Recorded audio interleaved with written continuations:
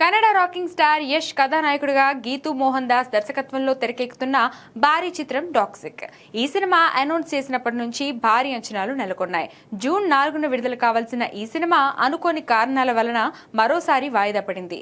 ఇదిలా ఉండగా గత కొన్ని రోజులుగా ఈ సినిమాలోని బోల్డ్ సీన్ల విషయంలో సోషల్ మీడియాలో రకరకాల వార్తలు వైరల్ అవుతున్నాయి.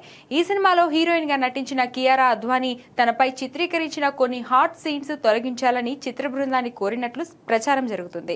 తనపై జరుగుతున్న ఈ ప్రచారంపై సదరు హీరోయిన్ తాజాగా స్పందించారు.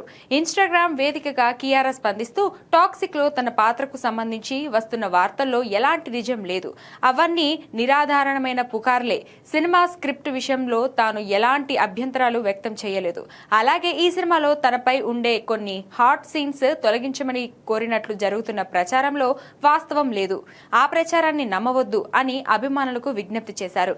యాక్షన్ ఎంటర్టైనర్ గా రూపొందుతున్న ఈ సినిమాలో నయనతార కీలక పాత్రలో నటిస్తుండగా కియారా అద్వానీ, హ్యూమా కురేషి కథానాయకులుగా కనిపించబోతున్నారు. ఇప్పటికే పలుమార్లు వాయిదా పడిన ఈ క్రేజీ ప్రాజెక్ట్ కు సంబంధించి త్వరలోనే కొత్త విడుదల తేదీని ప్రకటించనున్నారు మేకర్స్.